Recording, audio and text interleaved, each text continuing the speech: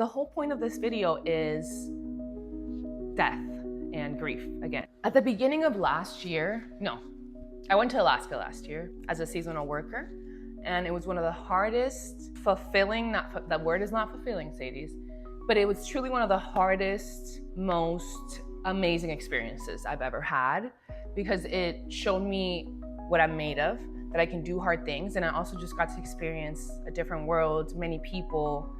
But it reminds me that because I'm such a reflective person and I start thinking about the way that I wasn't what I expected at the beginning, and I was going through some stressors getting to Alaska, and then it being so remote. It was just very stressful to me at that time, and I wasn't handling it the way that I wish I did. I just remember not being in a great mood all the time, right? Not really enjoying my days when I was working.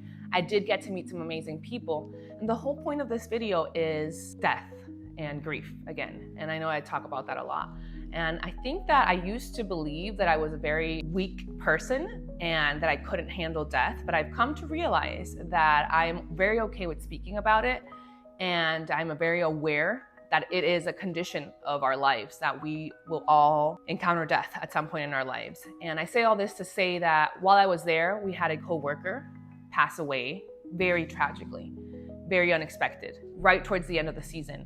And I was kind to him. I was teaching him Spanish. He was a young kid from Bulgaria, very sad, just incredibly sad, the whole story. And I won't get into all of it, but it just reminded me that I could have been nicer. I always think like that. That's just how I am, that I could have just cared more about learning more about him, I guess. And at the beginning, I feel very disappointed in myself, and I am hard on myself. I'm very hard on myself, but I'm learning through therapy and just loving myself more that I just care deeply. And there are moments where my behaviors don't match my actual values, and that is something that I want to work on, because regret is a heavy feeling. It's probably one of the heaviest feelings I've ever had to feel. And then at my job here in Florida, while the season was ending, we had a hostess who was a little older, but not incredibly old, and seemed to be in really good health, but nothing is what it seems, I guess. She also passed away very unexpectedly, and that hit me really hard, because I just go back to all the moments where she tried to talk to me and have a conversation with me, and the majority of the time I was probably in my head. And I'm never mean, but I'm probably standoffish or really busy. It's hard. Regret is heavy. I think my job from now on is to try and be present and love, and be in a way like Dolly Parton.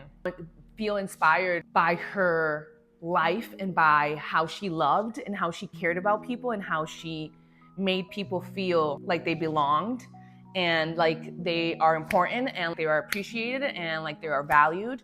Because we all are, right? And that's all we want. We all want to feel appreciated. We all want to feel loved. It's a reminder that life is so fragile, that we're here today in this moment, but we're not sure if we're gonna be here today in the next moment.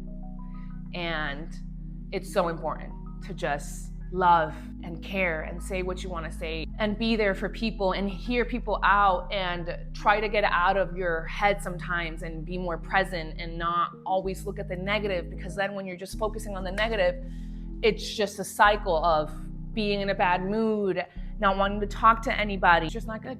I hope that this makes someone reevaluate the way that they behave with others. A reminder for me, and I'm very grateful to God for allowing me to still be alive and be able to reflect and realize that there's a lot for me to change, but I can also be very kind and very nice to myself and to others along the way. That is all.